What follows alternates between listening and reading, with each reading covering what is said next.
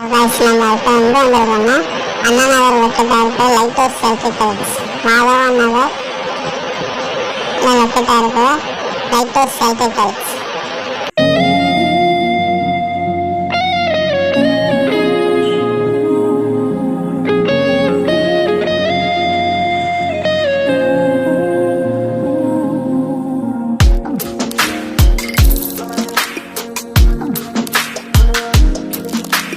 சின்ன சின்ன கண்கள் சிரிக்கிறதோ கருவறை